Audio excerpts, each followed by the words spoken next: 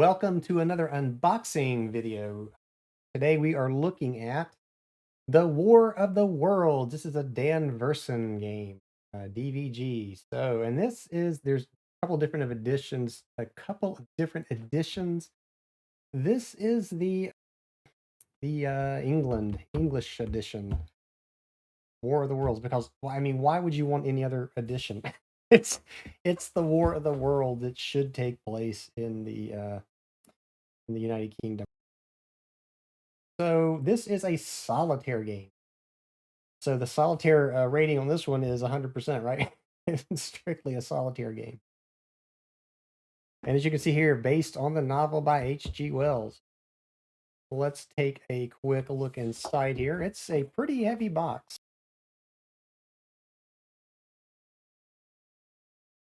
What do we get? This looks like the rule book, forward, component overview, counters, battle cards, all kinds of goodies. Not much to this. 17 pages, 19 pages total.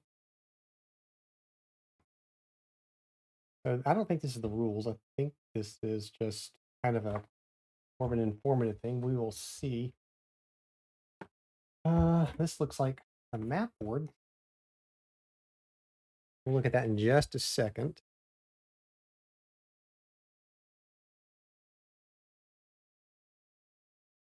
Counter sheets. So let's pull the counter sheets out and take a quick look here. These are big counters, nice counters. They have the look like the laser cut counters, so there's probably won't need to clip these. They should just fall right out, and they do. So it's the nice pre-rounded, pre-clipped counters. No need to worry about clipping these. That'll make it faster to get to the table. Thick counters, very nice looking, very thematic. If you're familiar with the War of the Worlds at all, there's the tripods, and that looks nice. And this looks like probably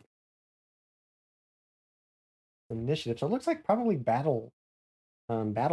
So I guess you're going to have encounters break out to these battle play mats when you encounter or you have a battle to resolve. So that's kind of neat. League of Terra Nations. Some kind of information chart there. And the different phases of a turn, I assume. Devastation phase, tripod wave. So it looks like, so I guess this is the rule book. I mean, there's definitely the overview, the component overview, and setup and victory. So, okay, well, if this is the rule book, these should be some really, really easy rules to learn. It shouldn't take long at all. So these are the bases for the counters. So these counters, they will stand upright, it looks like. Let's do one. Let's pull one out and see what that looks like. I got a feeling this is going to be a very short unboxing, so we have time to do this. So we'll grab, let's put the land map back up here for a second. We'll grab one of these tripods. Gotta ease that punched out. I get one of these tripods into a base. These bases look like they're going to hold on to these counters really tight, really snug. Trying to do this without damaging the counter. Yeah, that really fit in there tight. So your counters go into these little stands, and then you can stand them up on the board and you'll move them around. Now, I will tell you that I have Command and Colors, the block game. I think Washington's War has some of these stand-up token counter thingies. When I play these games, I really I kind of prefer not to use these stand. I kind of like to just put the counters down like a counter, like that. So if I do a playthrough, you're definitely going to see it like this because it shows up better when I'm doing a video. But even when I'm not doing a video, if I'm just playing a game, I still prefer to see the counters flat on the board like that. I don't know why. It's a personal choice, I'm sure, but that just looks better to me. Maybe I'm a heretic. I don't know. Do a poll. Let me know if you like your counters laying flat or if you like these little standees. I prefer flat. That's just, I'm not going to say anything. If you don't like them flat, I will not criticize that. I understand completely. All right, and so you get these really interesting dice. There's no numbers, there's no symbol, just colored circles. And as I look at these, I'm trying to think of, looks like there's 3 greens, 2 yellows, and a red, and I'm assuming they're going to be the same. Yeah, so as I'm looking at these, I'm just trying to think of what other ways I can use these dice. Whether it's in a role-playing game or another war game.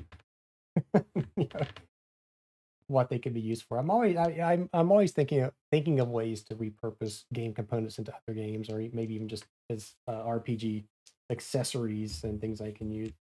So that's neat. We get some different dice, and then we get cards, assembly events, and production events. I won't open these. They're just that. Well, there you go. I don't think there's anything else in here. Doesn't look like it. It looks like a very easy game to play. I hope I'm not misspeaking. I'll grab this rule book again. I say it's a rule book. To me, just looking at this thing, it doesn't scream rule book to me at all. I mean, there's no table of contents. There's none of the verbiage, the text that I'm used to seeing in a rule book. It looks nothing like a rule book at all. Which, like I said, may be a good thing. It looks like this is probably going to be an easy game to learn. So maybe you will see this one on the table here at My Own Worst Enemy sooner rather than later. You will see the counters flat. So be ready for that. That's it. Just wanted to show you the inside of War of the Worlds, England version, as it were. Because like I said, why would you play War of the Worlds in the United States? If you read H.G. Wells, it doesn't. So there you go. Look for a playthrough soon, and thanks for watching.